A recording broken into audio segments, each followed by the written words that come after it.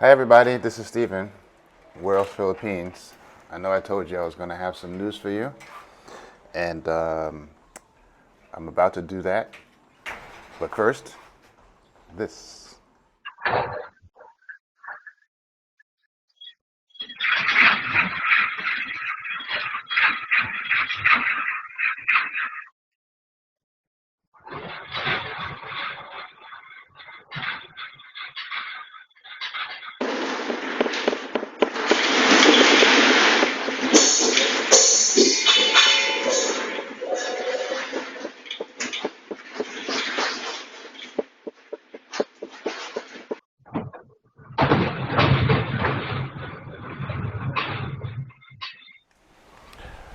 Haha, yeah, the ground shook. Welcome to the Ring of Fire. Yeah, that was something. Man, you're laying in bed at around middle of the night, and all of a sudden the ground starts moving, the bed starts shaking, things are shifting around, and you don't know what's going on, or actually even what to do. And anybody said that they're ready to jump up and go stand in a doorway in the middle of the night after being awoken from a deep in sleep is full of shit. Um, but we survived. We survived. I'd walked around the house. Everything seems to be in shape. There's no, cracks in the walls, anything like that. Everything is solid. I mean, I would have been a little annoyed had there been some cracks in the new house we just had made. So that's good, and we'll check on any damage that might have been done, in the shop later on. We heard a pot fall. Check the kitchen. Hopefully, the new dishes didn't break. That kind of stuff. But, you know, I haven't had any reports of buildings falling. 5.1 is pretty strong.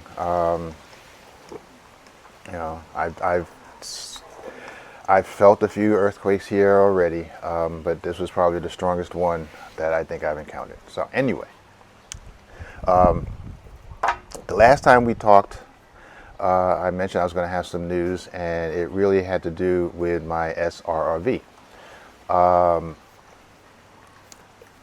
May of this year, my passport expired. I knew last year that my passport was going to expire. I knew when I went to renew my SRRV last October that it was going to expire. The question was me being willing to be without the passport in my possession for any length of time. It's a pretty scary thing. So you're in a foreign country. You don't want to be without, papers to be able to travel if you need to go someplace in a hurry, an emergency. You know, shit happens. You don't want to be caught without having a passport. So while I could have had the passport renewed here in the embassy, that's still going to take about 6 to 8 weeks. Then I have to leave the passport with the PRA so they can send it to immigration to do whatever they want to do for 2 months. It just seemed like an awful long time. So I made a decision last year to wait until I went to the US this year. I went early, I went in May, and had a passport renewal application expedited so that they could get it back to me within a month. While waiting, I did my usual visit family and friends, my kids, my sisters, my mom, my grandkids. I saw everybody I needed to see or wanted to see. And then, once I got my passport, I fled. Really fled from the U.S. back to the Philippines. And getting into the airport at customs, I showed them both passports so they could see that I did have a resident visa stamp from the old one and that it was going to be renewed. So I had no problems with immigration coming in. After being back for about a week, Went back to Manila to the Philippine Retirement Authority to leave both passports with them, and kept my fingers crossed that the 2 months that they said that it could take would really only be 2 months. Once I left there and I get back here to my home, my house, then I'm hearing about all the nonsense that's going on with immigration, deportations, and all that crap back in the U.S., and it's making me nervous about, retaliations. I won't lie. It's like, oh, you're going to fuck with our people in the U.S., maybe we'll fuck with your people here. Didn't happen. And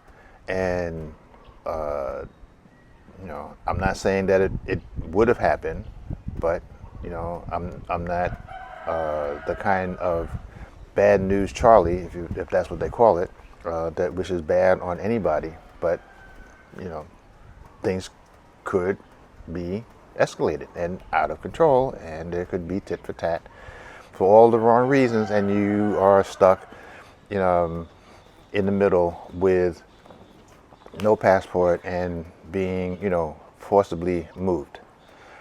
I just felt uncomfortable, really, for those entire 2 months.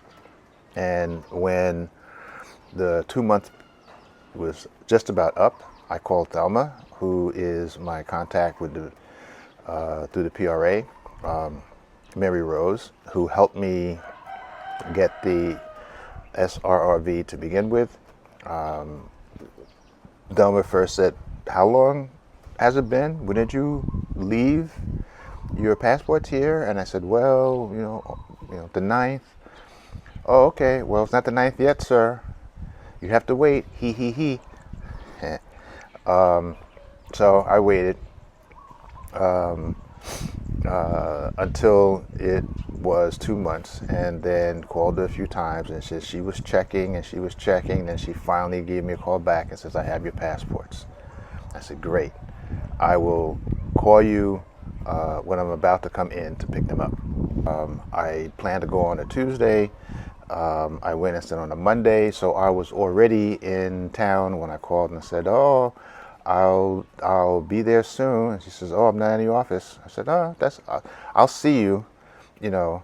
I'll stick around." But unbeknownst to me, when I got to the PRA, they said, "Sir, we gave your passports to Thelma." I'm like, "Oh no!" It's like, not for nothing.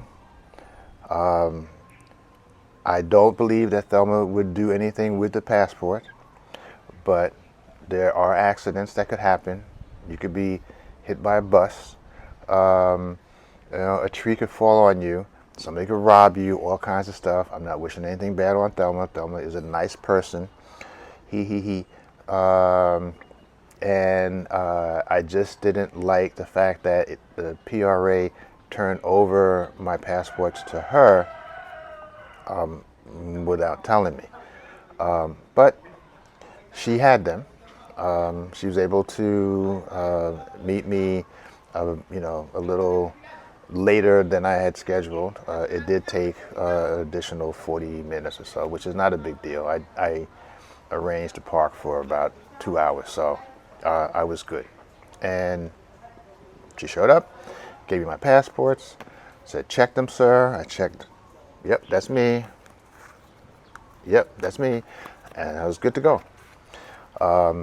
It was a big sigh of relief. I was glad to get them. And once I had them in my possession, it's like, I won't say all my troubles are over, but at least I know I can move around. I have the proper stuff that I need in order to come and go as I please.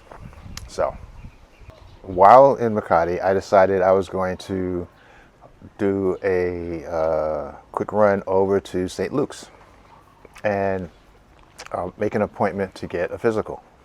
I usually do an executive checkup every year, since I've been here in the Philippines. I think I might have missed 2 years. I think one for COVID and the other I think I just forgot. But I try to make sure that I'm healthy because I do have an enlarged prostate, so I have to check on that. So the I could have gotten a physical here in Batangas, in Balayan. There's a hospital that offers an executive checkup. The price is about the same, close to, you know, it might be a little bit less than the $30,000 that I think I pay for the blood work, the stress tests, the x-rays, the hearing, the PSA, all of these things that I get done at St. Luke's, I could get done here. Now, I convinced my girlfriend that she would go and get a physical as well, since she never had one. And she agreed to do it. And I watched her in the process of getting hers, and kind of laughed because when I go to St. Luke's, it's all done in one day. I can get there at 8 o'clock. I can get all my tests done and be done probably by 2 o'clock and be on my way home. Here, you get some tests one day, then you got to come back and get some tests the next day, and then you got to come back and get some tests the next day. And I said, I'm not doing all of that. I mean, she did get her physical, and it went well, and she's healthy, and that's all well and good. But I don't have the patience for that running back and forth like that. So I said, I'll just wait. And I made the appointment. I go back in, I think, October. That might be the only negative, is that you have to wait because so many people are signed up for this thing. But that's not an issue. You know, I'll just, because it's at 8 o'clock in the morning and it's almost a 3-hour ride from here, I'll probably just go the day before, check into a hotel, spend the night, walk from the hotel to the hospital, do all of the tests, take the exam, go back to the hotel, hang out maybe a little bit while I'm there in Makati, and then sleep again, perhaps, depending upon what I decide to do, and then come home the next day where I can take my time and not be rushing to try to get back here to Batangas. So, you know, I got it pretty much worked out. It's a process, and you know, these things have to be planned accordingly. So I was able to take care of that. Also, because I know, like, for example, in the hospital, the parking is horrendous. I went to the SNR big box warehouse supermarket and parked over there, which is right across the street from the hospital. It just meant that when I left the hospital after making my appointment, I had to go back to SNR and, you know, buy some stuff. Otherwise, I'd be paying for the parking there. So the parking is free. So I said, well, let me buy some shit.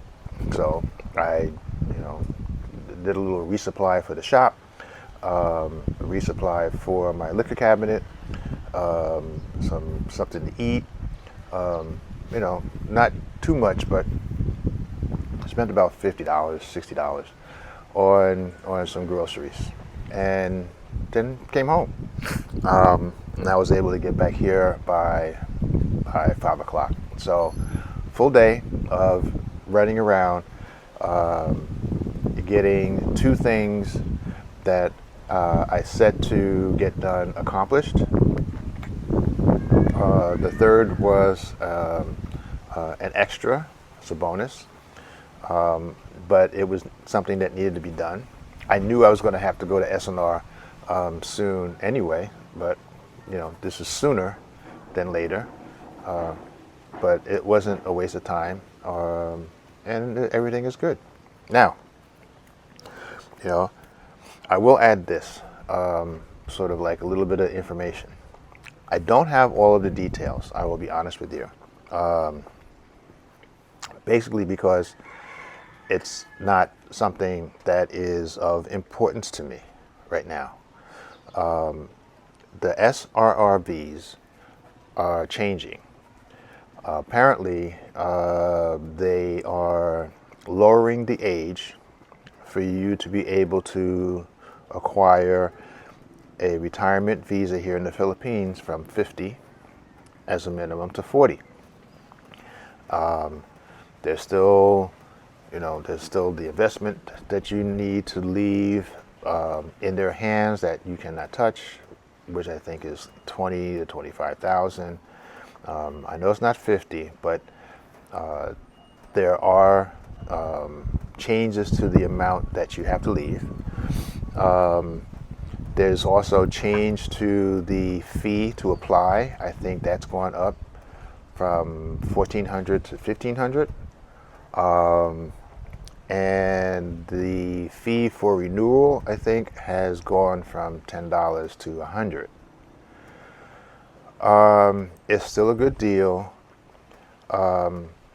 I would recommend the retirement resident visa as opposed to any other type of visa where you are tied to the things that you have to do. If you're retired, you're retired. If you get a marriage one, then the person, the Filipino or Filipina that you're married to, a lot depends on them. If it's a work-related visa, a lot depends on your job. Whatever other kind of visa that you might have that depends on anything other than yourself is always going to be, I think, risky. I don't know all the details. The best that I could advise you to do would be to check with the website at the Philippine Retirement Authority. They are pretty thorough there in explaining everything. The only thing that I do know is that for the visa that I have, okay, the SRRV for veterans who are retired, it might be, I don't know if it's 40 now or if it's still 50, but I don't have to increase my $1,500 investment money, I call it, that you have to leave untouched. And my annual fee is still $10 to renew each year. So I don't know what else I can say. Check out the PRA website. There's a couple of channels that you can probably look at, and they may have a little bit more information. But always remember this: if you're going to go to another country and you are looking at YouTube videos for vloggers who are telling you how great it is to be in the Philippines, or how wonderful it is to be in Thailand, or Vietnam is ooh, or someplace else, okay? Always do your own research as well. Check the immigration websites of that country. Check the tourism board of that country. And I don't know about now because of how the U.S. government is working, but you can look at things like the Central Intelligence Agency's website, and they can give you information about a country as well that would help you determine perhaps the stability of a country. Okay, is it about to go to war? Okay, that shit is important to know. Okay, you don't want to be going someplace and you're there, and the next day bombs are falling. So again, watch your P's and Q's when you are here. Watch your P's and Q's when you are any place in the country outside of your own. have your passport, okay? Don't be stupid. Don't lose all of your money trying to be a show-off. If you can afford to lose $100,000 in 6 months, go right ahead. I can't.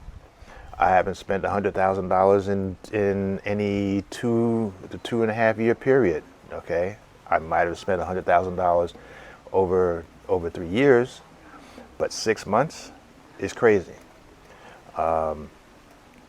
Don't become a shipwrecked foreigner.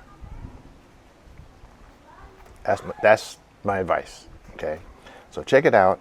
That's my story. That's it for today. Thanks for stopping by, and I'll see you next time on the channel. This is Steven once again from Where Else Philippines. Oh, and don't forget, hit that like button and subscribe if you're not subscribing already. Thanks for stopping by. Talk to you soon. Bye.